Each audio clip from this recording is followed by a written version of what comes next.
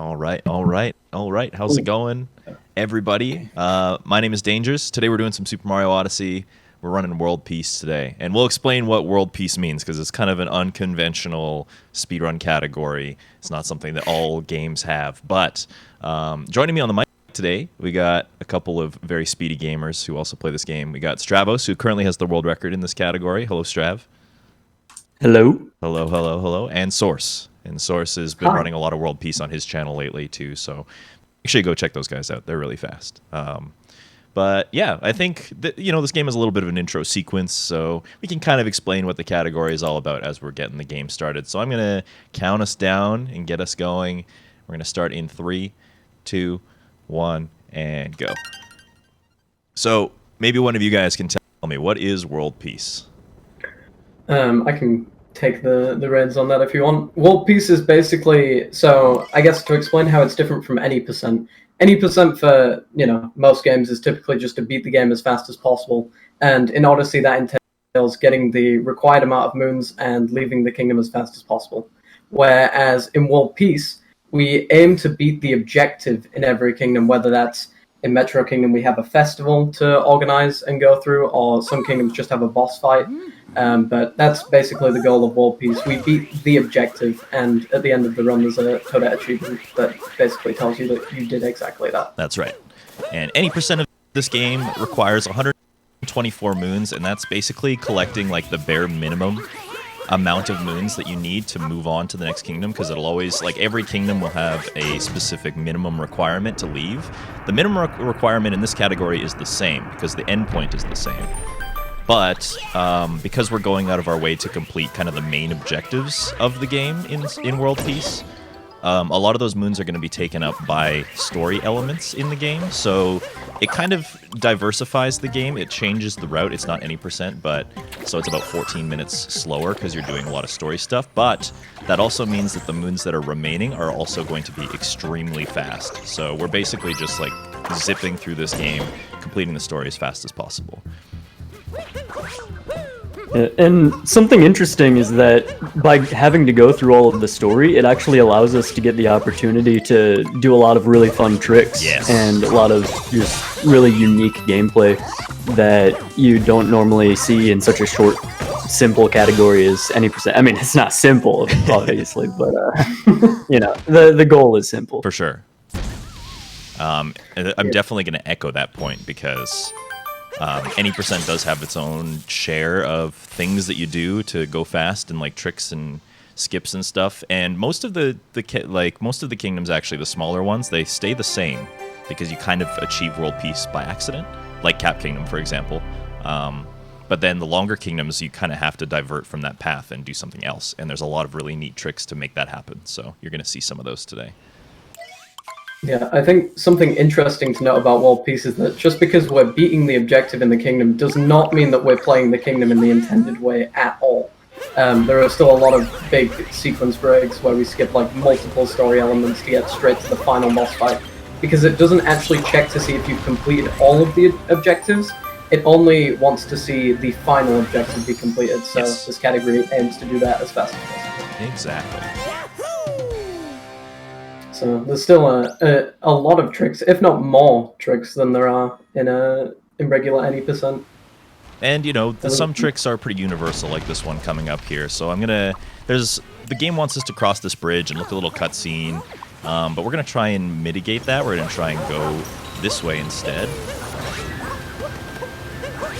Oh, okay, hold on. So this one's a little bit tricky, so I'm gonna give it a couple tries. Yeah, just to emphasize, there are only a few pixels on this platform here that you can land on. So it's definitely not an easy trick by any means. So yeah, second try, honestly not too bad. That trick is called DSS, which stands for Danger Source Strap. Just kidding, it stands for Dino Skip Skip, and it's because we used to have a skip that used the Dino capture up across the bridge, but we skipped that, right? So we're skipping the skip. And yeah, I don't know, it's crazy some of the stuff that's found in this game. Like, amazing how, somebody had the dedication to like basically dive at that wall forever until they found a spot where they could land on it. So And then this boss here, this one, Cascade is a kingdom that we kind of just have to achieve world peace by just playing it normally. So this boss is in every category. Basically just trying to land our backflips in a way that we can kind of capture the chain jump and pull it back immediately. So nothing too crazy there.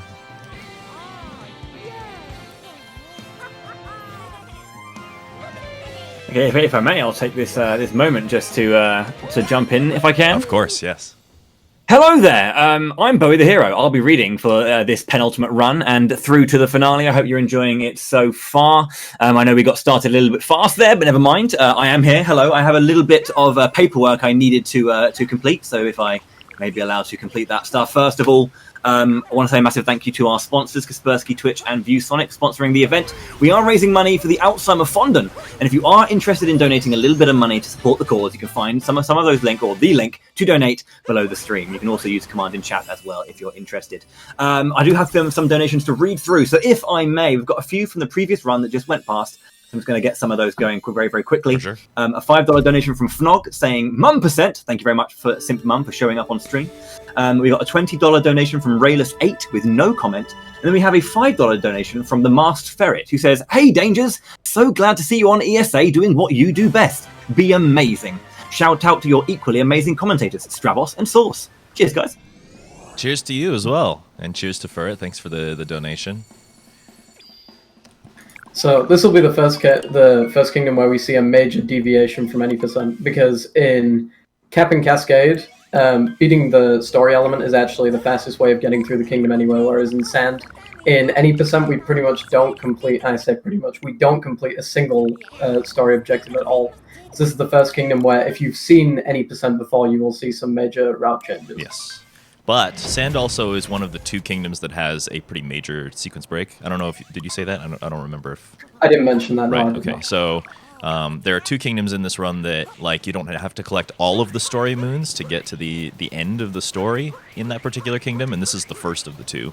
And we're going to be doing some pretty crazy stuff to make that happen. So. Also, at the end of Cascade, the last moon that I grabbed, we kind of glossed over it because we were reading some donations, but I actually grabbed that moon and then used it to clip through the ceiling. That's called a moon clip, and we'll see that be used a couple times in this run as well.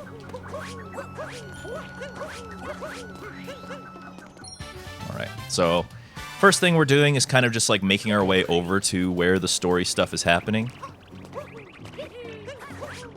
Oh, okay. Well, we're not going to do the dram, I guess. That's okay. Just grabbing some fast moons along the way. There's a couple kind of in our path. And if you've ever watched kind of a World Peace speedrun or a Darker Side speedrun before, you might be familiar with something called the IP clip. Basically, we were able to do like an instant roll into the door of this pyramid to my left side here, and just roll directly through the door. And Cappy says something cheeky like, "You can't brute force this," and then we just do. So, but something has been discovered within the last couple of months that actually mitigates that and makes it so that we don't have to go in the pyramid at all. So, it's a pretty scary trick, not very easy to get, but we're gonna set ourselves up here, see if we can get it. It's one of the few tricks in the game where we don't have an exact setup for it. It's more just by feel. Yeah. But Well, you might not have an exact. I mean, I don't do this trick because I'm not good enough, but, you know. Yeah, Stravos definitely is like the analytical runner. There's a reason he has the world record. It's like he definitely like understands how this game works. That trick in particular is a very finicky one, I will agree, but we got it actually pretty quickly there, so not gonna lie, that was pretty good. Yeah, just anytime you get it within just a few tries, that's amazing. Super it's satisfying. a very hard, finicky trick. So, yeah. But Honestly, though, it's a lot of fun. yes, I think so too. It's like it's very satisfying to get, right? Yeah, it's Yeah. definitely one of the highlights of World Peace for sure. So basically what we did is that's called IP skip, So instead of going in the pyramid, and remember, because we're getting a lot of story moons, the moons that we get outside of the story moons are very, very fast. So there are a couple moons inside the pyramid, but they're not fast enough to be in the category anyways. So we don't really take a penalty by skipping the pyramid at all.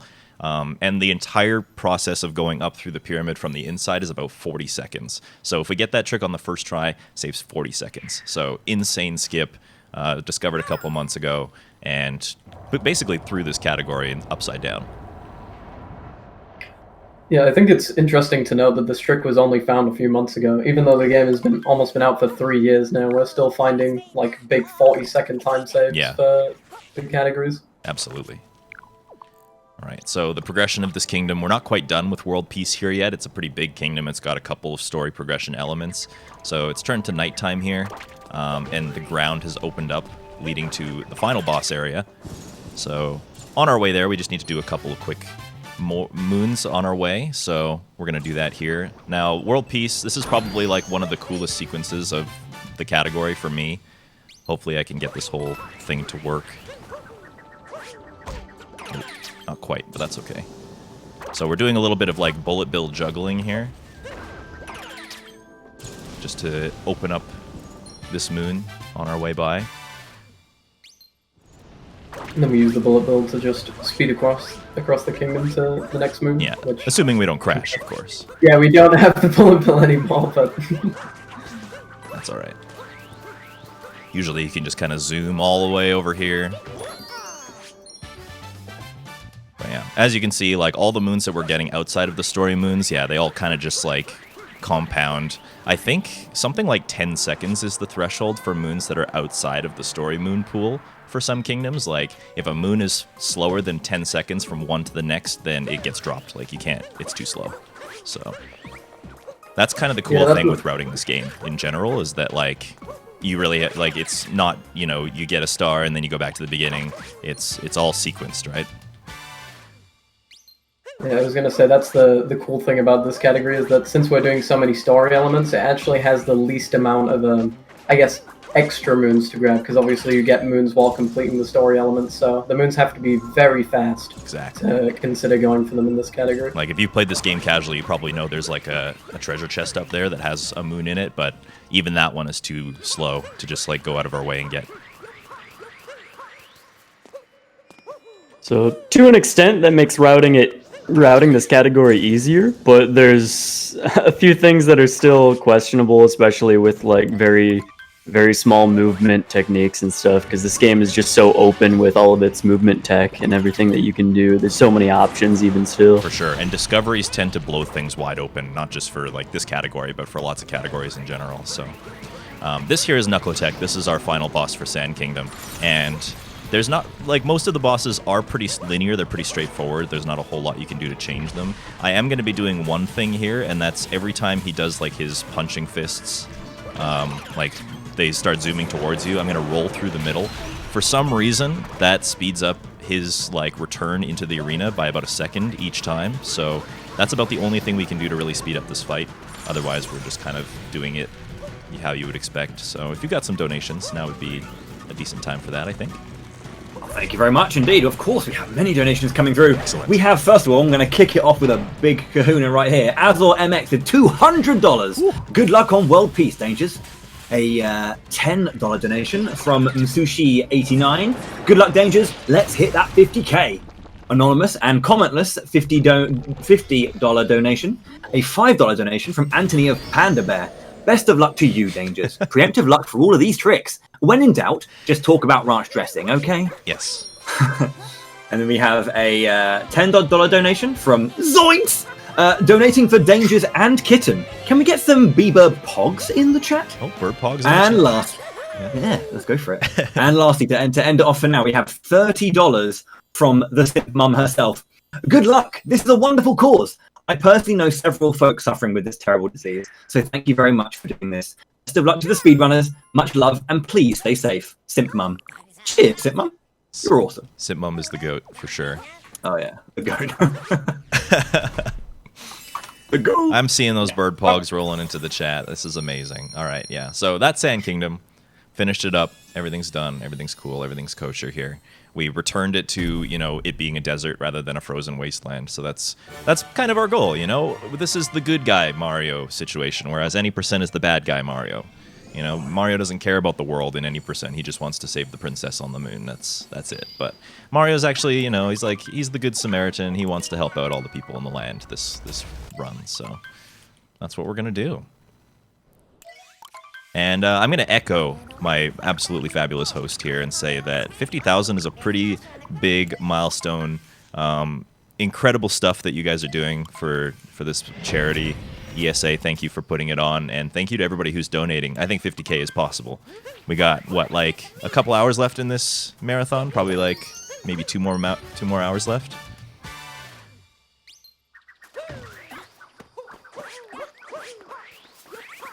That was probably my cue. Sorry, I was muted. Oh, yes. Yes. About that, yeah. We got an hour left of obviously your run here, and then we've got a big old Sonic Adventure DX run afterwards as our finale. Okay, great. So, yeah. I think we can definitely hit 50K by the end of this run. I want Dangerous to go home knowing that he hit 50K. Let's go. Come on. Yes, make it happen for me. Bring it home. All right. So we're in Lake Kingdom now, and there's not a whole lot to really say about Lake Kingdom. It's a pretty small kingdom. It looks pretty similar to the way that any percent does. We're just getting the fastest moons and kind of jetting out of here. But there is one kind of mini boss fight that we need to do to save the world here. So we do have to take care of that. He's kind of a pushover, though, so nothing too crazy happens in Lake Kingdom. This is kind of the waiting room for Wooded. It's definitely one of the more relaxed kingdoms in the run, I would say. Especially since we don't do the trick that is used in 80% here. It does technically save time, but it only saves a second, so I don't think anybody goes for it at all. Yeah, you basically have to get your... It would save more now, I guess, now that we do, the single throw setup, but at the same time, you have to get your setup on the first try or else you're losing time, essentially, so yeah, no bother with that. We just play it nice and safe. Take care of this bunny.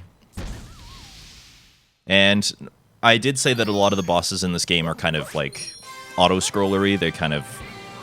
They function the same way every time you face them. The bunnies are actually an exception to that. They all have some sort of phase of attacking you first, and you can skip that phase by doing something. So in this case, by jumping on his head as he kind of descends into his hat, it initiates the phase where he is vulnerable.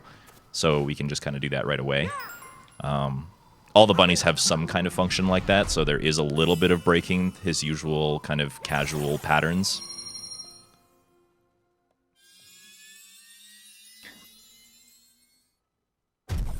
So yeah, now we're on to Wooded after this short cutscene of globing. And this is another one of the kingdoms that are significantly different from any percent.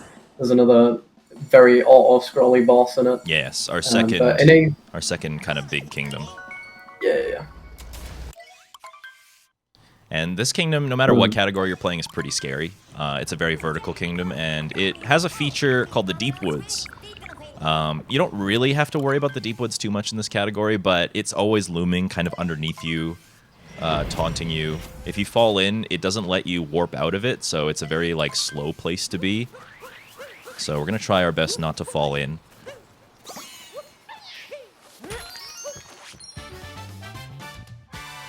Here's another quick moon that you'd normally see, or you see the shop right there. It's right in front of us. You can just go to that shop right to the side. There's also the tree that you might see in any percent coming up on our right here that we just passed by, and yeah, we just don't get those in any percent. You just go towards those immediately. It's super fast moons, but yeah, we just skip right by them. Yes, and doing a little callback to that moon clip that we did in Cascade, there's another one. That's called the Nut Clip. Very affectionately referred to as the Nut Clip. And in any percent, it kind of reroutes the kingdom completely. In this category, because we're only going for the absolute fastest moons, and we have to kind of go up that way anyways, there's a rock wall moon that you might see in another category. We have to go up that way anyways in the second phase of Wooded, so we can get it more naturally, I guess. So we just use that to skip a gate. It saves about 8 seconds. Yeah, beautifully done, by the way. Yeah. just like that. And you guys are probably, yeah, if you've ever watched a speedrun of this game, you're probably screaming at me because you're like, there's so many fast moons in this kingdom. Oh, I know. They're just not fast enough for world peace. And I think that's kind of the beauty of it. It feels like this category moves really fast because the in-between of all the story stuff is really quick. Another interesting little hop over a gap here to skip using the flower road. Doesn't save that much, but still looks cool. And this as well in the second half of the trick.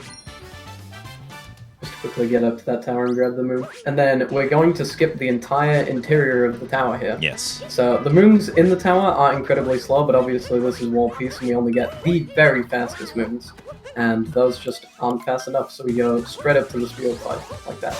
Yep. Skip the entire tower. Now, if you were maybe not doing, like... I guess if you were doing a more beginner route, you wouldn't have to skip the tower, because, like we said, that the moons in the tower are quite fast. So, there are ways to kind of route around and still not be losing too much time, but yeah, the absolute most optimal thing is to just skip the entire tower completely, so... And then, yeah, there's Spewart. And like I said, he's one of the brutal bunnies, so he's got a way to kind of break his sequence. Usually he darts around the arena, leaving poison trails everywhere, but you can just jump on his hat, and it stops that immediately, so...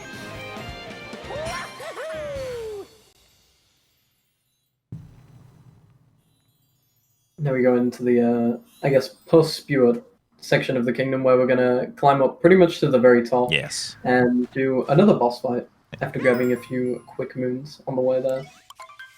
And it's interesting, it's important to note that, like, every time we collect a multi-moon, it spits us out back at the beginning of the kingdom, so we kind of have to do this climb all the way up. And that's the reason that we don't, you know, do some crazy out-of-bounds shenanigans in this category. I'm a big fan of my input drops right now. There we go. Because that rock wall moon that you're probably familiar with seeing is actually right here, and it's kind of like on our way, so we're just going to grab it while we're ascending here. And yeah, again, in comparison to any percent, in 80% you do pretty much come through this entire section as you do in World Peace, but since we've actually fought the boss, we have these rocket flowers here that we can use to just run up instead of having to do the fancy jump spam up the ramp like we would in 80%, but we still grab the exact same two moves.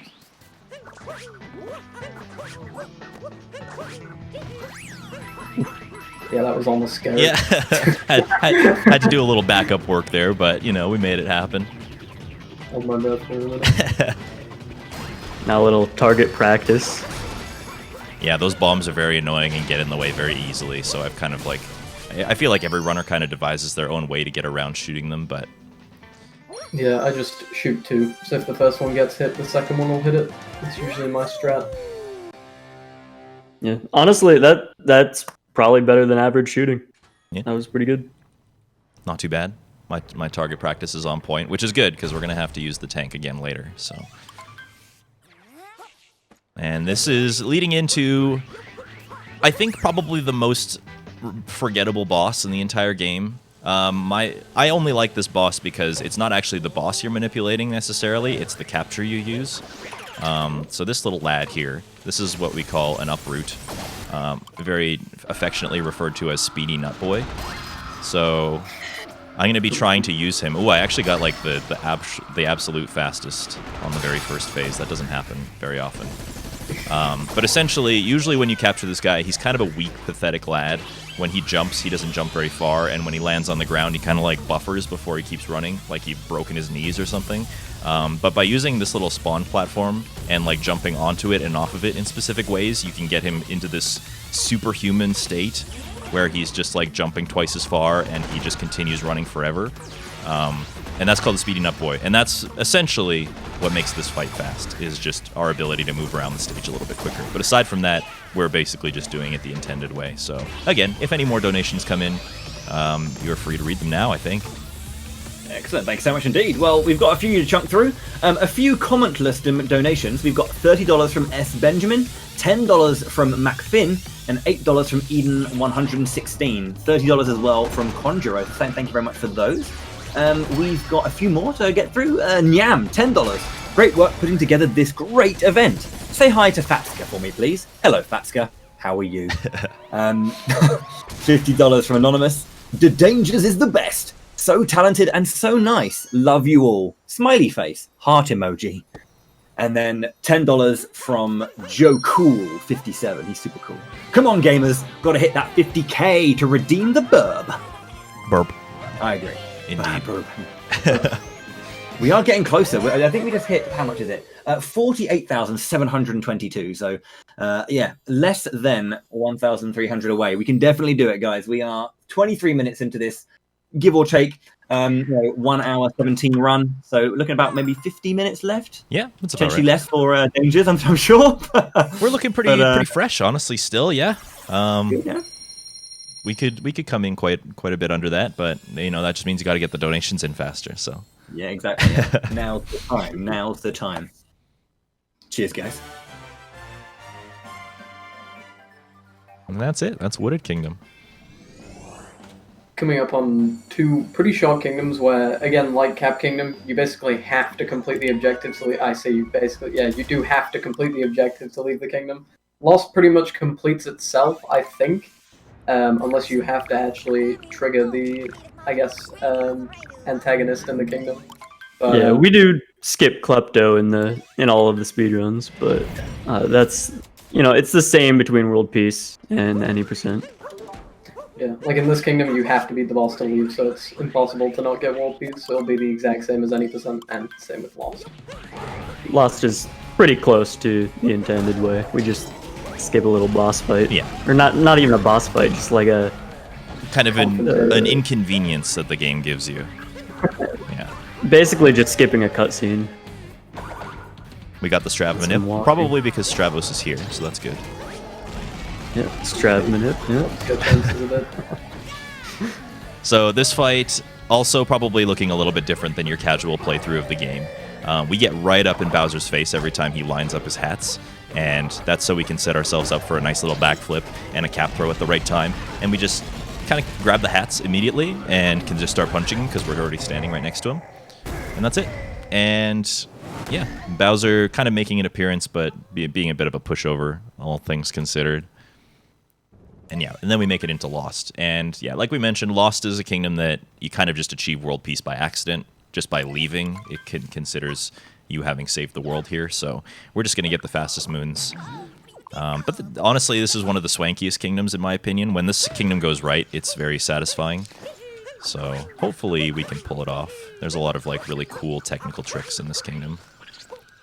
And Yeah. also to explain what Dangers just did, if in your casual playthrough, you'll probably remember that Klepto, the bird, stole your hat as you came into the kingdom.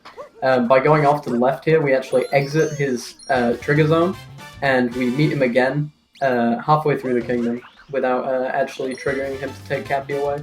So we avoid that, like Dan just said, inconvenience, and just grab the moons and leave. Yeah. And again, when done well, these are some of the fastest series of back-to-back moons that you get in the run. Yep. Because we're in and out of this kingdom in like 2-ish minutes, so. Yeah, that's Klepto. Just kind of walk past him to almost like trigger him. It basically deactivates his like range of effect in a sense, so he can go back into the area where he would normally take Cappy, but he'll leave you alone after you walk. That's past right, him. yeah. We kind of trick him. He's not a very smart bird, so we kind of just like walk into his area and then he thinks he's got Cappy, but he doesn't, so that's why we're able to traverse all of the area that we are right now.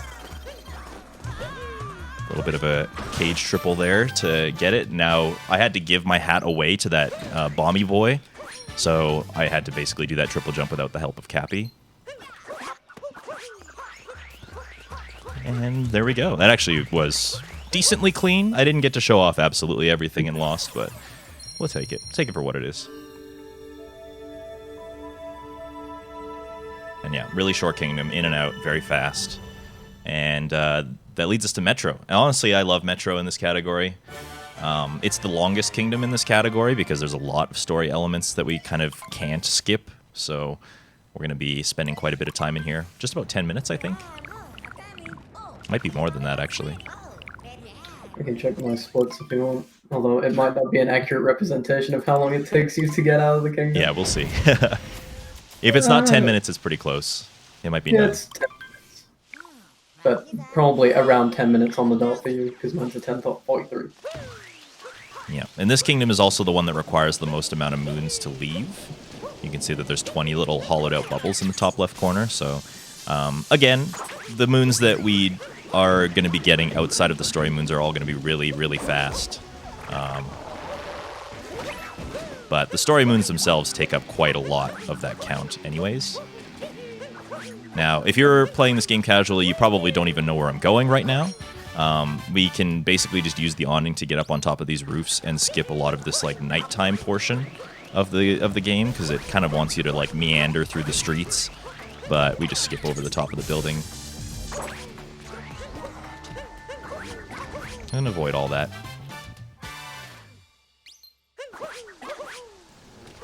So not much deviation from the any percent route in this first section. We go to fight the Mecha Wiggler, and then in the daytime section there are actually some pretty drastic differences, because the festival, which is how you achieve world peace, is like the final goal in this kingdom, is incredibly slow, which is what makes this the longest kingdom in the game. So yeah, we obviously don't do it in 8. So. Yep. This one's such a strange one to me. This and Snow, actually. Like, if you play it, especially if you play Snow from a speedrunner's perspective, world peace doesn't really make sense for these kingdoms, because you would think, oh, well, we took care of the evil, right? And we defeated the big wiggly boss on top of this tower, like, the kingdom's saved. But Pauline's like, nah, we got to throw a party in your honor. But by the way, you have to organize the party. So you can't leave. You can't say you've saved the world until you've thrown a party for yourself. It's a very hollow victory. Just quickly, gentlemen, whilst this boss fight is going on, Of course, I just want to announce that we have hit $49,000. So I see. Oh boy! So we are just under 1,000 away from 50k. That is thanks to a slew of fantastic donations coming in. 3 $50 donations. One from Scribble Eye saying "Burb." One from Anonymous saying, "Let's help out a great cause, everyone. Much luck to dangers. Burb." Burb. And then a very, very lovely donation here from Shadow. "Greetings from my couch. Wanted to say thanks to all the runners, commentators, and readers for a fantastic week of runs. Would also like to say hi to my daughter Haley, who just realised that her Mario toy is the little guy running around on screen. Hey. Already looking forward to the next event. What a lovely thing to read. Thank you, Shadow. And hi, Haley. You mean this guy? That guy right there. Wow. Oh, actually, there's one more big one that I need to read as well. Oh, yes. There is a $173 donation from Verla Couch. Says, "Hi, everybody. Thanks for that great event. It's always a great time to watch. Good luck, and let's hit that 50k. Nice greetings from Austria." Dankeschön. Greetings. And thanks for the donations, everybody. Yeah, less than $1,000 away. Less than $900 away, actually. So, 50k? That's pretty pog, I'm not going to lie. It's quite the pog. Yeah. So that boss fight, it's... You kind of have to do it. There's really no escaping doing that boss fight. But it is a lot more finicky than it looks. The second phase, you try and complete it in 2 cycles. The second phase has some weird hitboxes that can kind of make things really annoying, but we took it down pretty okay. And now we're in daytime. We have not nearly enough moons to leave, so we have to take care of that. And also, we still got to arrange that party. So that particular trick right there is called the scooter clip. And we basically just, like, get Mario's big fat nose just barely in that cage so that we don't have to do the little RC car minigame capture thing. So we can just drive right by it with the scooter. And also to know that the way that Danger's held his control of that is actually important. The trick wouldn't work without it. It's almost like a hidden motion control, where if you tilt your controller, it just tips the scooter a little bit further, and it allows us to get that move. Yeah, so, yeah the game like never really explicitly says that either, so you kind of have to know. But you can get a little bit of, like, tilt advantage on the scooter if you tilt your controller one way or the other. And I literally have to, like, turn my controller upside down to get enough to make it happen. Yeah, it's definitely funny to see if the runner is using webcam, like in Danger's case. Everybody does it differently, too. Like, some people really just, like, get right into it, and they like doing this. It's funny to watch. I don't know if you guys are familiar with Fur, but Fur plays with detached Joy-Cons, so he's got one controller in one hand and one in the other, and he kind of assumes this like guitar pose, and it looks like he's playing air guitar while he does the trick. It's just like it's very cute to watch everybody like do it differently. Yeah, I like fully outstretch my arms and turn them like a full 90 degrees to the left. There's many different ways of achieving the tilt. See, I do something that like kind of fascinates everybody, but I just tilt my controller upside down by tilting it towards me like this, and as long as I've got a little bit of a bias towards like the left side, then it still works. So. Oh dear, we have a challenge here, guys. Dave the Tentacle, $100, just says, it's the donors versus the runners. Let's see who can hit their goal first. That is a challenge. Right, yeah, you heard him. Can we hit 50k or will Dangers finish his run? You decide. Don't let me win, chat. Go on, yeah. We've got over half an hour left, so if I win, that's I don't know. I think that the chat probably hit the reset button at some point. Well, here's some more motivation for you guys in the chat. Zeesman7, $25. Burp. Nurse Alison Rose, $5. Can I get some Bieber Pogs in the chat? Oh, more. Got All right. a bit of a Bieber Pog. Yeah, I think we didn't have enough earlier, I think was the point. So we need more. Got to compound them for sure, yeah. Yeah. Just like condense them into just one massive spirit bomb of Bieber Pog. Go for it. And then Mex, $5, no comment. Thank you very much. And Felino, $30, no comment. Cheers very much, guys. Greatly appreciated. Yeah. All right. Looking good. Yeah, go ahead. So we're approaching a little trick here that everybody calls me insane for going for, and I probably shouldn't be doing it in a marathon, but this is the sewer clip. And essentially, instead of traversing the entirety of these sewers, you can actually use this wall and this pipe to clip through. I promise. It is possible. Yeah, there we go. See? You know, I just needed to make myself look a little bit foolish first before it actually worked. Essentially, the sewers are set up in a way that there's like a puzzle, and you can like hit blocks that spin around, and there's stuff to avoid in there. There's also a moon on your way there, but by doing this trick, if you get this on the first try, you can save as much as like 15 seconds. So it's really hard. It's probably like the hardest roll cancel clip in the game in terms of consistency, but you know, obviously 17 seconds is kind of tasty, so we try sometimes. We try. Yeah, you get a decent amount of attempts in before it actually starts losing time, so if you have a relative amount of consistency with it, it's definitely worth going for. Totally, yeah. I think in this run, you probably did save, like, maybe a couple seconds. I think so too, yeah, probably. Maybe, just barely. Yeah, that definitely wasn't a bad attempt. That was really good. Now we have the festival. Yes. And, you know, one of the prettiest parts of the game for sure, and one of the only times that I really enjoy being in a 2D section, actually. So when we enter the pipe, it begins a cycle. So if I do everything perfectly, we won't hit any barrels, and we'll just dart right through this thing. Because some pretty cool platforming. It is kind of jarring. I did some Super Mario Brothers speedruns recently, and this is obviously the same style, right? But Super Mario Brothers has its own set of physics and stuff, but this game kind of overhauls them completely, so it was very confusing to switch between the two for a while.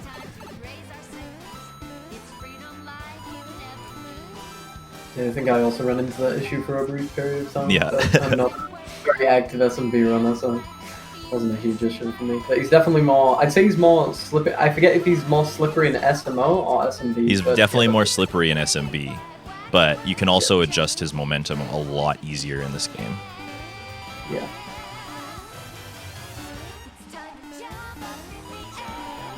All right. Get to the end of the section, beat the Donkey Kong at the top, and then that's pretty much it for Metro. Yeah. Aside from the blocks there, that was pretty slick. So the real final boss, of course, being Donkey Kong at the top there. And then that's it. That's the festival. Yeah, I saw some Sour Pleases coming in from some gamers there. Definitely one of the best songs in the game, so... Yeah, finishing Metro is usually about the halfway point. Yep. Halfway through the run. And we have done about half of like the World Peace exclusive kingdoms as well, like Sand, Metro, and Sand, Metro, and Wooded are different in this category from the any percent category because there's story elements and stuff.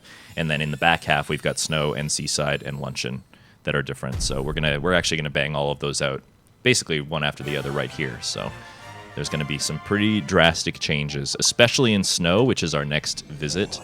Snow takes a pretty drastic approach, and it's the second of our sequence break kingdoms too. Yeah, probably home to the biggest sequence break in the World Peace run. You skip 4 story objectives to get straight to the end objective. Exactly, and we'll kind of explain it as we get down in there. But if you have some donations, now is a decent time, I think. Okay, excellent. Thanks so much indeed. We have a few to get through here. Anonymous, $20. Thank you so much to the organisers, runners, readers, and donators for a fantastic week. I'm sad to see this end, but so happy to feel connected with the community during quarantine. Let's hit 50k, guys. $5 from Anonymous once again. Very generous is Anonymous. Very, very generous. These runners are pretty slick. We have a $5 from, excuse me if I get this name wrong, Adinov Passaville. $5, dono train to 50k, anyone? An extra 15 if the donation reader can say my name right. Oh no, I should have read that first. Hope you're well. You were close. You were very close. Is it a dino, or I don't know, a Dinov Passaville? It doesn't matter. I got it wrong. Damn. Enigma 7 XX $50. If every viewer on Twitch donated just $5 right now, we'd smash this donation total. Yeah, if every viewer on Twitch.tv as a whole, pretty sure we would. And then another $10 from Anonymous again. Lovely. Let's go, chat. Let's beat this streamer. We can do this. I believe in us. Believe. Yeah. I'm just going to assume that I got that name right, so I'm expecting another 15. Good stuff. Also, yeah, the original way, well, the most optimal way of getting through this section, and as I say, it gets the backup. But yeah, that downstairs clip is very finicky if you mess up the initial strat. Yeah, the attempt there was a moon clip, yeah.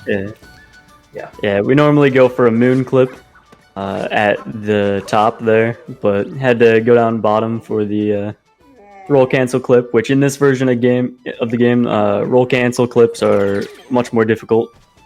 So that's a bit of a shame, but hey, I'm just giving you more time for donations. Exactly.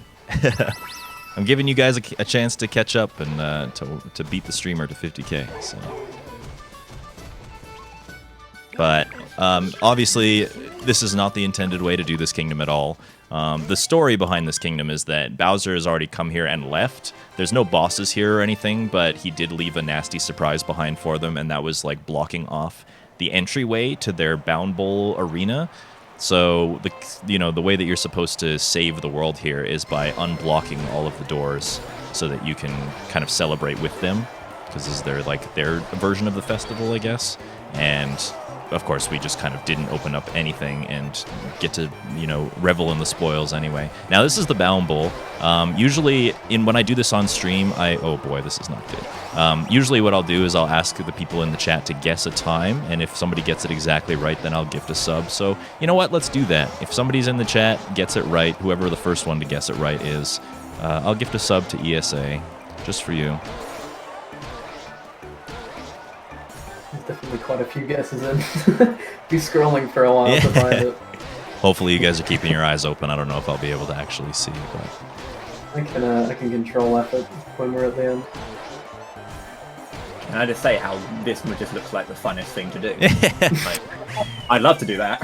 Just bounce around a track as a big old round boy, yeah. 54-15, by the way, was the final time. I'll get on it. Yeah, kind of. Give me a hot minute. Kind of fudged the first lap there. Otherwise, that could have been a little bit better, but that's all right. Work it out faster than I can. When it rains, it pours. Do you have a mo for some here? Yeah, at first I'm just going to say that snow is weird because there's not very many moons to get in the beginning. So before we leave, we have to just kind of do a little roundup of the moons that we need to leave, essentially. But there's a lot of fast ones outside now that it's not blizzarding. So that's what we're going to do. But yeah, while we're doing that, you absolutely can read off some donations. All right, thank you so much. Adin of Pasta Town, $15. Close enough. Thank you very much indeed, Adin. I appreciate that. Slick, $30. Greetings from the Principality of Sealand. If Mario hits his head in the Metro Kingdom, does that mean he's in New Bonk City? Absolutely, it does. Right, yeah, agreed. Lots of love. XOX. Anonymous, $10. Bieber Pog. Patavian, $50. Thank you all for all the runs, donating to help reach that 50k. Dancat7, $50. 50k hype. Tiny Tim, $5 yet again. Hey all, had to join the train again. Let's get to that 50k. Cheers. Tracy Bluth Rip, $50 just goes. Then Strife the Historian, $5. Last donation for the marathon. In these trying times, events like ESA are a shining light in the darkness, and we should always be grateful when they exist. Shout outs to the organizers, the hosts, the techs, the runners, the donators, and of course, every single viewer. I want a $5 train going now for 50k. Thank you very much indeed, Strife. I got one more, I do believe. Anonymous, $15. We can do it, Strim. We can do it.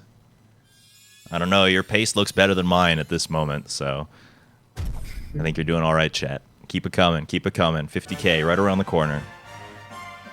Also, we kind of brushed over the trick that Danger's just did at the end of the kingdom there. We actually jumped from the Odyssey to the painting platform to get a quick moon. In like a casual playthrough, you would typically grab that moon upon going into the painting in either Bowser's Kingdom or the Mushroom Kingdom, depending on which kingdom you visited first out of Stone Seaside. But with a very precise jump, you can actually make it straight over there, and it actually gives a very fast moon, which is helpful. Yep. And in any percent, it's a fairly common thing to see at high level, but in World Peace, I think it only saves something like 2 seconds. Yep. Or something it's, like it's, that. It's so. about 2 seconds. I think it probably saves a little bit more now that we're better at like setting up the trick in general, but yeah, it's not very much. Like usually the kind of interesting thing about World Peace is because all of the moons that we go out of our way for are typically so fast. Like if something benefits a category like any percent by a huge margin, like say the nut clip saves like 30 seconds in that category, it can sometimes benefit World Peace, but if it does, it's by barely as much. It's usually just a fraction. Yeah, in contrast, since you brought up nut clip, 30 seconds in any percent and only about 6 in World Peace. Yep, exactly. So this is Seaside, and Seaside has a similar problem to Snow, where their main kind of monument area is being blocked off by 4 seals. Now, there's no way to really sequence break this kingdom because it's an open area. There's no loading zones or anything like that, so we do have to go around the kingdom and bust all of these open, but it's not really that slow. We need 10 moons to leave Seaside. 4 of them are the seal, and then 3 more are going to be the boss fight at the end, which means that there's only 3 other moons that we need to get, and they're all kind of just in our way. So you're going to see me take a quick little dip under the water here to get some of these fast moons down here. Yeah, the boss fight at the end of this kingdom is also very interesting. There are a lot of cool manipulations you can do with him by being in certain spots at certain times. We'll cross that bridge when we get to it for sure. This boss is probably my favorite in the whole run, so hopefully I'm able to do it justice and show it off properly. For the fastest way of doing the boss in particular, you need a really good grasp of what kind of setup you're doing, because it can be very finicky. And it can be very brutal if you mess it up. So hopefully I get it. Otherwise, we might have to play a little, game of tag with the boss.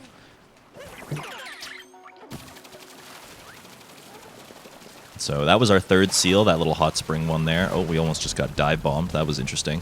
And then we're gonna make our way up the side of this cliff here. There's another moon sitting right here for us, just waiting, and then the last seal. And then we will have ticked off our good friend Brigadier Mollusk Glenster, the third defilement of Bublain, enough that he will come and approach us and fight us. So I was gonna have to prompt you to say the name there. It's always interesting to hear. It's almost like a full sentence. Yeah, it's a mouthful on its own. I've gotten a lot of practice just saying it now, so it's always fun. It's always fun to say. Yeah, it's time for the fight. And here he is. He's a very hot-headed lad. So, like Source said before, this fight is... like, we basically know where he's going to end up every single time, so I'm always going to try and dart in front of him and make my way to where he's going to be next. And kind of stop him in his tracks before he's able to really move around anywhere.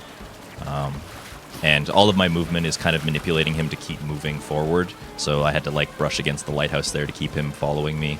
And when he comes over to this hot spring, if we beat him here, he actually has an interesting property. So usually when you hit him on this phase, he's going to go around the hot spring, and he's going to maneuver his way over here, but instead... oh, no, he did the thing. Interesting. Okay, well... instead, he can just kind of go through the hot spring instead. And I don't really know why the game does that. I don't know why it breaks so badly, but sometimes what you can do is you can just ground pound his head right when he comes out the other side. But instead, we got to do the walk of shame. We got to chase him all the way over here. Doing this faster strat, this especially faster strat, there's multiple ways of doing this fight, but doing that one in particular, Oh my gosh, he's it's a sitting bit on of top risk me. and reward because it looked like you did it pretty much exactly right, but in this one particular way of doing the fight, he just decides, you know, maybe I don't want to stop moving. I'm just gonna keep going. Thank you very much. Yeah, you have to hope that doesn't happen. Kind of. We're still. I think we're still trying to kind of figure out how to make that work. I thought I did it right, but that's okay. I've had some theories about it, and ever since I thought I came up with them, it's never happened to me anymore. Excellent. But it seemed like you did it, so I don't know. Yeah, the game just you know, it's given the chat a little more time to catch up on that donation goal. That's what it's all about, you know. Marathons are all about, you know, that's never happened before. It's classic.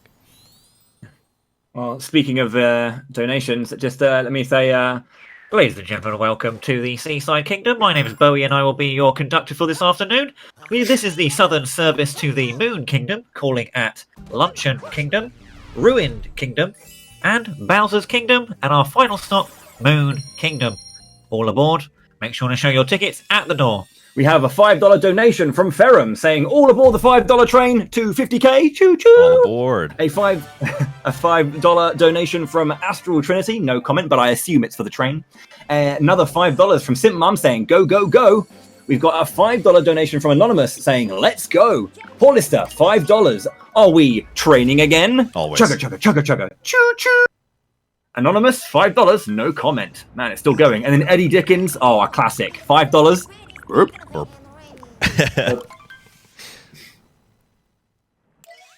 All right. Luncheon. I like Luncheon in this category as well. It's a very technical kingdom, very pretty kingdom. I think I like this as like my favorite casual kingdom. But when you speedrun it, it can be disagreeable sometimes. A lot of this kingdom is made up of very like flashy neon geometry, and that geometry is sometimes not the nicest. So you kind of have to like work with it and hope it doesn't screw you over, essentially. But it also has a lot of really cool platforming as a result of that too. So Also, It just has a Sorry, really strange. Yeah, you go. I'm sorry. It happened. T minus $60 till 50k. amazing. So this is getting big. Let's do it. Sorry, I apologize for breaking in. Go. No, you're all fine. 55? Yeah. So Luncheon just has a really strange mix of hard edges and slopes, which, just to reiterate, dangers. Like, yeah, it just makes really weird geometry to go over in a lot of places. Yeah, and it's hard to tell what's like a floor and what's a wall and what's a slope, like you said. So And yeah, everything up to this point has been the exact same as any percent, but now we're going to deviate heavily from what you would normally see. So we're going to go over to the plaza rather than off to the left.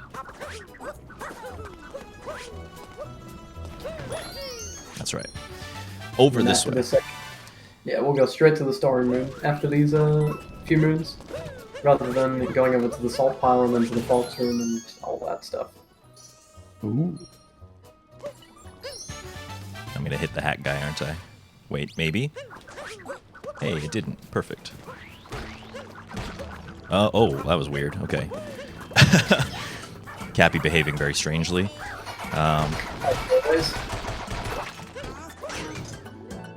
Yeah, Luncheon is another one of those kingdoms that has lots of story moons, and you're basically just filling the time with the few moons that kind of stumble across your path, essentially. So we're really not going out of our way very much for any of these moons at all. We're taking pretty straight lines to accomplish our story goals. That first story moon there was from Spewart, and then the second one here underneath the cheese, just pulling that lever to make all of this appear. And all of this is sequenced as well. There's no way to really skip the sequence in this kingdom. It all kind of happens as a result of what you've done previously. The kingdom kind of builds itself over time. So we do have to accomplish all the story stuff here. Ladies and gentlemen, Yeah. that is $50,000. Let's go, guys. Get destroyed, Dangerous. They beat you. They sure did. Oh my god. I'll never recover That from this is- one. Oh, this is it. Yeah, the end of it all. Oh, guys, ladies and gentlemen, you have been absolutely brilliant this last week and a bit. It has been one hell of a event. We're not over yet. Keep pushing, but thank you so much for $50,000 to the Alzheimer Fund. And there are so many donations. I'll get through to reading them when there is a good time to do so. I'll let these guys keep rocking it for a little bit, but I am seeing them. I will read them out. Thank you so much. You are all brilliant. I love you. Yes, you. Yeah, same. Love you.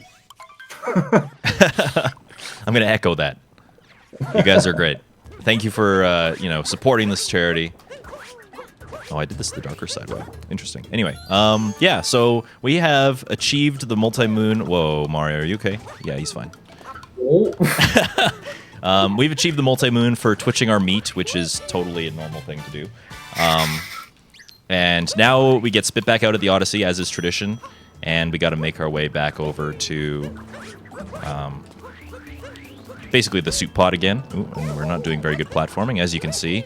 The game is kind of showing us exactly what we mean by some harsh geometry. Yep. I'm seeing it. I see you, game. I understand. I'll remember this forever. Okay, yeah.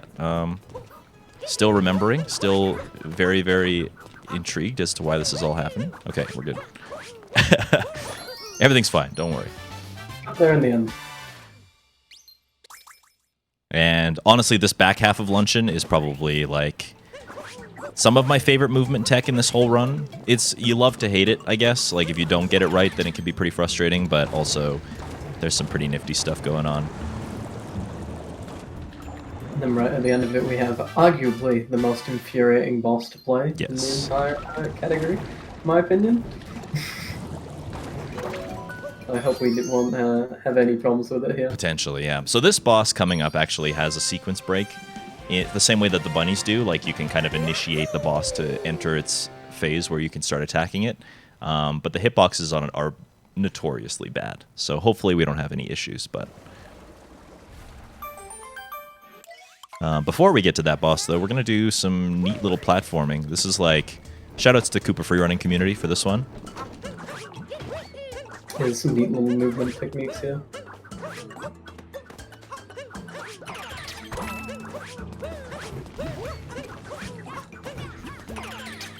Nice. Just like that. Very nice. So instead of doing all of that little platforming stuff that they had prepared for us, spinning platforms and lava and stuff like that, you can just do that and skip the whole thing. Get up to the top of the mountain in like 10 seconds flat. It's time for cooking. Yes, this is the boss. This is the one we're talking about here. So, Yeah, some weird hitboxes. There are actual strategies to make sure that you actually hit the underside of Cookateel here, because it can be a tad finicky if you don't get it right. certainly. And not only the underside like hitbox, but also the head hitbox too. You got to be making sure that you're really like right up on top of Cookateel, or else it won't work. But yeah, hitting Cookateel right in the booty, just like that, makes them flustered, and then they start vomiting into their own soup, which, you know, an interesting culinary choice. As, you know, a retired chef of sorts, I would definitely disagree with that choice, but, you know, to each their own. And that's it. We actually Very nice ending, though. We had a really good fight there. Yeah. That was pretty good. Yeah, the whole fight. Yeah. To reiterate, a lot of those hitboxes are not only just hard to hit sometimes, but you have to get it in a certain timing window too on the first hits anyways, and it can be a little bit of a struggle to find your rhythm with it. Totally. But that was very good, very well executed. Yeah, makes up for my platforming errors earlier on, so I'll take it. And that's it. So now, if you've ever watched an any percent speedrun, we're basically entering the part of the run where like world peace is happening accidentally. So the two runs are going to line up pretty similar here, but of course, if you've never watched a Super Mario Odyssey speedrun before, you're probably still going to be a little bit impressed by like how we just kind of brush aside all of the challenges that remain for us. But starting with Ruin Kingdom, and you know, if you, Mr. Very Handsome Host, did have some donations that you wanted to read for the next like 3 minutes, this would be the perfect time. 3 minutes, you say? Let me put that on a timer. Yeah. We've got a lot to get through. It was an absolute like deluge when we came towards that 50k. Excellent. Well, couldn't have happened at a better time, I suppose. Then. Yeah, I mean, it was insane. Let's have a look at this. Briar Sis, $15. Greetings from Canada. Mario Odyssey is such a fun game to watch. Good luck to the runner. Let's break 50k. Little did Briar Sis know that we did eventually. In fact. You were part of that. Thank you. Yeah. Jazzy, $25. Let's do the Odyssey. Zephyr, the excellent ninja. Excellent indeed. $5. Here's my $5. You hear this, chat? Time to step up to the $5 challenge. 8,000 viewers multiplied by $5. That's 40k. 90k is within sight. Yeah, easy. Saber Rider. Oh yeah, absolutely free. Let's just do it. Just nail it. We have Saber Rider, $100. Thank you so much. 50k. Let's go. Astral Trinity, $5. No comment. Ferrum, $5. All aboard the $5 train to 50k. Choo choo. We've got a big comment here, so I'll take some time to go through this one. Pikastrop, one of our readers here, over the course of the week, $5. Well, I haven't donated so far, but I have to give in, because why would I not? I was so happy to volunteer for this event. Considering how unstable things can be in the world these days, having a week like this is just amazing, and I feel honored that I could be part of it. This is the second ESA event I have volunteered for, the first one being Winter 2020, and I definitely want to keep doing it if I can. Really, humongous shout outs to the organisers, team leaders, and every other volunteer at ESA. You all are amazing. Even if I don't talk much, I do love the atmosphere there is between everyone here, and I wish everyone a bright and wholesome future. Stay safe, everyone, and let's get that 50k. You are breathtaking! $10, anonymous. This one's for Kitten. Colon. She is currently sleeping in the bedroom, by the way, in case anybody was curious. Shout out to Kitten. May, $100. Good luck, DD. Finish strong. Wow. Goose. Goose. There's Burb and there's also Goose. There's a very important distinction there. Of course, yes. Goose and Burb. Ginji Ninja. We have $40. Thanks for the stream, ESA. Here's to 50k and beyond. A $20 donation from Anonymous. No comment. Dreamia, $5. I'm not really a big Twitch person, but I love community events like this. Well, we love you, Dreamia. Speaking of love, Ragnar, $20. As someone who's been fortunate enough to maintain employment during the pandemic, here's to you, random person in chat who I love, who wants to donate but can't. Cheers. Thanks very kind of you, Ragnar. I'll do two more as we finish up here. Sure. Anonymous, $5. This one's for chat. And then we have Waleba, $5. Watching the run with my son. Great job. Thank you very much, guys. There's a few more, but I want to get back to the run that you guys can enjoy. You've heard me long enough. That was amazing. Mario. Yeah. Mario, absolutely. Yeah, GG's chat for winning the race, 50k. Nothing to sneeze at. I'm sure Alzheimer Fondant is going to be very, very happy. And you know, shout outs to ESA again for putting it together and making it happen too. So. Yeah, so that very boring boss fight finally over. Nothing really happens there. It's a pretty sleeper kingdom. But now we're in Bowser's Kingdom. And I always like to think of Bowser's Kingdom as kind of like almost like a galaxy throwback. Instead of the pole stars, the sling stars, you've got these wires that take you between like the sections of the kingdom. So we basically use those to get our way through to the end where the boss is waiting for us. Now, you'll notice that the hollowed out circles in the top left corner of the screen are missing. That's on purpose because the game is like, oh yeah, you know, you're in Bowser's Kingdom, so this is the end, right? Haha. We all know that that's not the case. There's like you know, wait, there's more kind of thing. So we do need to collect 8 moons in this kingdom to leave. So if we do just the story elements, we get 6. So we need to get 2 more along the way. So we'll be dipping out just a little bit to make that happen. Yeah, mostly this kingdom is very linear, but there is a lot of interesting movement tied to it. Most notably, the section of DD dangers. I said DD now, but it doesn't really make sense. It's coming up. Shards has a lot of different movement options, and Dangers is going for one of the harder ones, where you have to do a precise jump up here, like that, and then you just grab the final shard here. Oh, what am I doing? Ah! Okay, it's fine. Cappy not going in the right direction, but that's okay. So what I attempted to do there was like the birdless strat. The bird did end up sacrificing himself for the cause, which, you know, poor bird. But you can kind of make that box explode using a Pokio and then poking the bomb into the box. But if you line yourself up just right, you don't even need to capture the bird at all. The bird kind of does the work for you. So that was the goal there. And capturing takes time. It like pauses the game for a little bit, so that's the reason why you want to skip the capture. Exactly. Saves about 2 seconds. Yeah, we'll dram strat here. We leave Cappy by the pylon just to instantly walk back to it after we grab the move. Exactly. It's a neat little trick. Now coming up are 2 bunny fights, which by this point we should have fought both. I think, yeah. In World Peace, we did actually fight both. Yep. In any percent, you normally don't fight Harriet. So, yeah, but these 2 are both the second times we fought it. That's right. And they're both a little bit upgraded. Harriet is instead throwing 2 bombs in diagonals instead of just one directly at you. So I'm standing in a very particular place on the arena and then using the first-person mode to basically aim Mario at a specific angle so that I can just throw Cappy out and hit the bombs back as soon as possible. Is the fastest way to do that fight. So, Harriet first gang. Harriet first game. There's a little running joke in the community, since you can do these boss fights in any order you want, neither of them loses time to do it first, so there's a funny little debate about which one you would do first. Current world record holder is a Harriet first, I believe, so... Does Strav do Harriet? Are we all Harriet first boys in here? I think so. Yeah. A little bit biased, but that's okay. I should have gone for more representation, to be honest. I'm a little bit ashamed, but...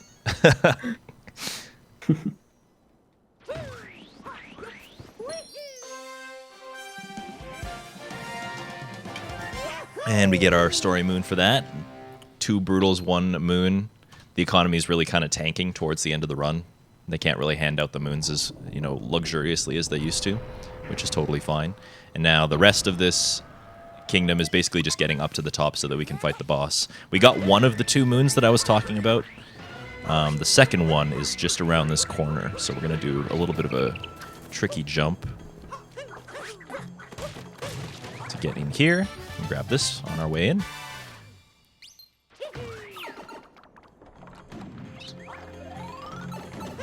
We just head up to the top of the kingdom and fight the Mecha Broodal, which is a pretty interesting fight. Has a lot of interesting strats involved, and it's very different to the casual playthrough. If you've never seen this fight done before, it's definitely a sight to behold. The casual way is definitely intended for you to use one of these bird captures to poke the bombs into the legs, make the boss fall over so that you can peck the little bubbles as they kind of become available for you to reach them. But we're going to try and avoid that as much as we can. Not just because captures are slow, but because poking the bombs is slow. Like, everything about that way is slow. So hopefully I'm able to show it off nicely for you guys. We're going to climb up the side of the leg, and we're going to hit that bubble right away. And we're going to do our best. The boss is going to purposefully push us out every single time we hit one of these bubbles. It's not going to push us out once. It's going to push us out twice, essentially, every single time.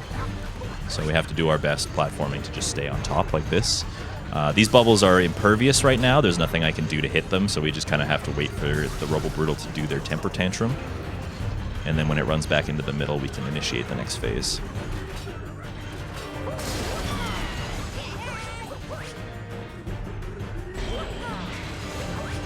This is also an interesting trick here. We're going to barely dive back onto the mech, land on top of the screen, and spin down him like that.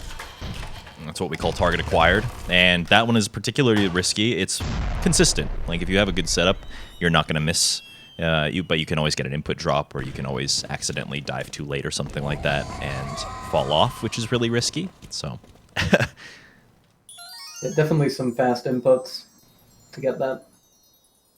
Yeah, most of the other boss fights in this game aren't really too difficult to learn. This is definitely an example of one that takes a little while. for sure, yeah. Like, oh yeah, go ahead. I was just gonna say, forgive my input here, but it's something that, I mean, I've was watching Odyssey runs, obviously, like since it first kind of like came out, and was seeing like these strats evolve, and it's kind of crazy having fallen out of watching it for maybe like a few months to see just how much more precise and much more specific a lot of these strats are now. Yes. It's an amazing kind of like progress to see it in general. Excuse me, in general, really. But yeah, they've come a long way. It's great. It's honestly so crazy, like being a part of a community that, like, I didn't join speedrunning Super Mario Odyssey right at the beginning, but maybe like 5 or so months afterwards, and it's very, very kind of jarring to see how everybody like 2 years ago was moving in this game versus now. Yeah. Like you look back and you're like, man, we were so dumb. Like, it's just so funny to see how like tight everything has gotten over time, and it's, you know, you can only assume that it's going to continue to move in that direction, right? So that's kind of the cool thing about speedrunning, is that there's always room for improvement, right? Yeah.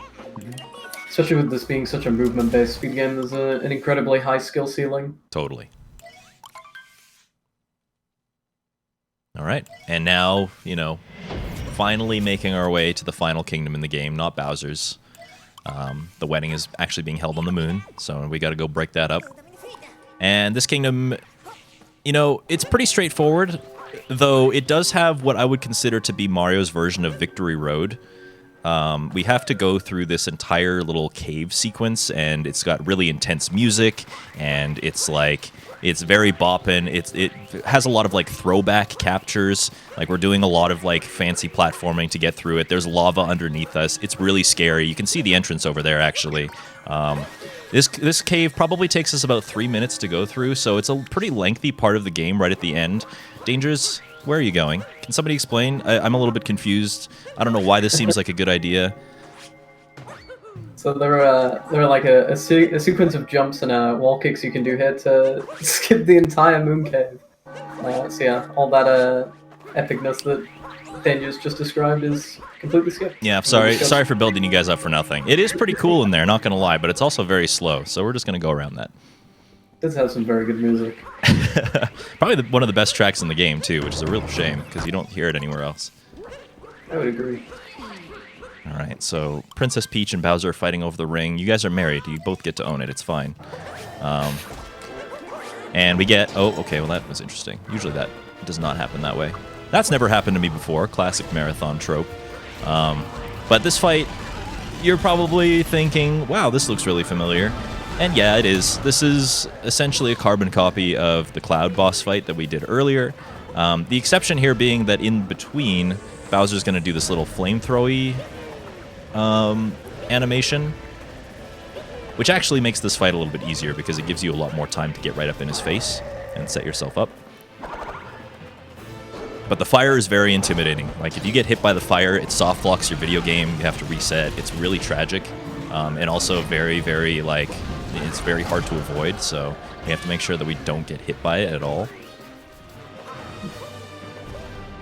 I don't know why they would include that in the game, to be honest. It's very rude. Yeah, the joke is that the hitbox for this fire is incredibly small. Like, you can see Danger's literally just rolling straight over it. Because although it looks like a huge flamethrower, the hitbox for it is probably about 1 pixel wide. It's really not that big at all. Basically just a ground scan, checking to see if you're standing on the ground or not. You just do little roll hops over it, even though they barely give you any height at all. All right. And punching Bowser really hard, for some reason, makes the moon explode. So I kind of saw this coming. As soon as I started playing this game, I was like, you're going to get to capture Bowser, aren't you? And I was super excited about it. And yeah, sure enough, you do. So we get to use Bowser as our little companion for this ending sequence here. And honestly, like, I was so jazzed. I don't know about you guys, but I was so jazzed when I found out you could capture Bowser. And it was really cool to see, like, how his mechanics work. And just like any other capture, there's like a lot of nuance to him as well, including a 2D section, which, if everything goes according to plan, we won't have to do. We'll see. Let's see how that goes. Bouncy Bowser. We'll see how this goes. I'll give it a couple tries.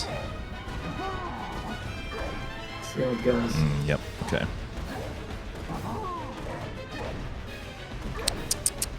So this particular landing right here is especially tricky. Okay, he bonked his head that time. I'm gonna give it one more try. If it doesn't work, we'll keep the marathon moving. Okay, one more try. I'm addicted. I'm addicted to the attempts. I really want to get it. I really want to show it off. Oh, so close, so close. Oh, You hate to see it. So the platforms, essentially, as we're going through this 2D section, you're going to see that it's going to start crumbling apart. Everywhere that it falls away is basically another platform, and you can stand on it in very specific places.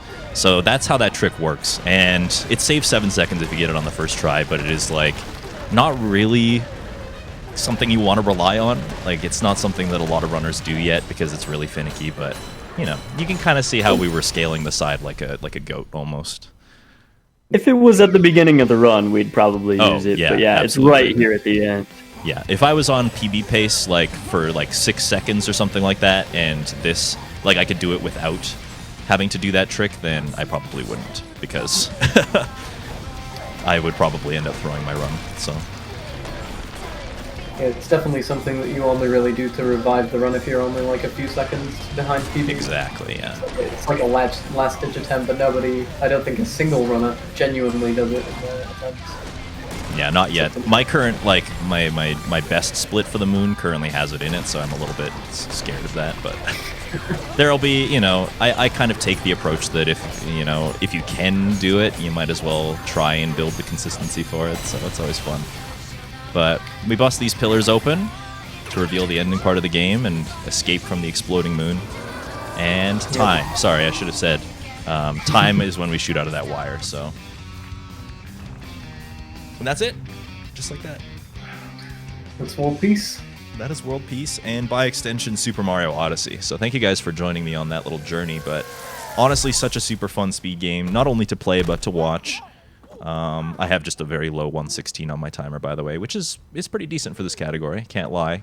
But yeah, I think that this game really kind of opens itself up as a very approachable speed game. If you're the kind of person out there in the audience thinking like, hey, maybe I should try speedrunning, it doesn't seem that hard. This game is a good place to start if you like platforming games.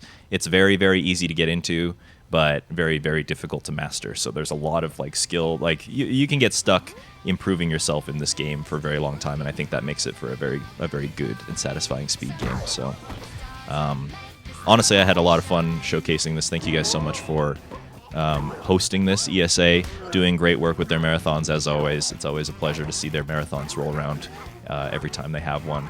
I feel honored by being invited to do this, so thank you guys so much for that. Thank you to our marvelous host Bowie for keeping the hype alive and getting us to 50K. That's exciting. Well, thank you very much for having me. Great run. It was a pleasure to work with you, dude. Yeah, and of course thanks to Source and Strav for joining me. It's always good to have community members on the couch helping along with these marathon runs. I've been very fortunate with marathon runs this year, so having different people from the community, which is a huge community, by the way. Being involved in the Super Mario Odyssey community, there's so many good people doing good things for this speed game. So thanks to you guys specifically for joining me on this time and for everything that you do for the speed community. So It's fun to come to. Thanks for having us. of course, man, of course. And I think we got one run left, so Bowie, I'll hand it back off to you and let you finish up. But cheers to you guys out in the audience for making 50K happen. and for having me. And I'll see you next time. See you later, guys. Well, thank you Bye. very much, Dangers, for that fantastic run of World Peace, Super Mario Odyssey. As those credits roll, I will obviously remind everyone that we did hit 50k. You were amazing. You smashed it. So happy. But it's not done yet. We're going to keep pushing because, as all journeys do, we are coming to the end. The finale is around the corner. We're going to take a very, very short break, a little intermission. Beforehand, though, we'll just try and get through a final few bunch of donations here. Obviously, that were donated during your run, Dangers. Obviously, I feel you want to hear some of these. Of course. We have a $10 donation from Maniac Norton just saying thanks for the great show and event. Another $5 from Walaba earlier who says, I'm also watching with my very smart and nice daughter. Great run and very cool strat, Dangers. We also have a $5 donation from Shadow84. Been watching for a while, and this is without a doubt the best marathon I've seen from ESA so far. It's raised money for a worthy cause that has affected my family personally as well. Put an end to Alzheimer's. Brian assists again with $5. 50,000 hype! Spam PogChamp in chat! All right. Right. Whew. We've got a few more, but I wanted to get those last ones out there with like a nice positive message for you there, Dangers, and all that energy. Right then, very, very short break. Then we're going to have a wee intermission, and then we'll get underway with our final run, which is going to be Sonic Adventure DX, run by the very, very lovely Argic. It's almost there. Thank you so much. It's been brilliant. Once again for Dangers. He was fantastic, and his two comms, Source and Strav. And stay classy. We'll see you just in a little while. Don't go anywhere.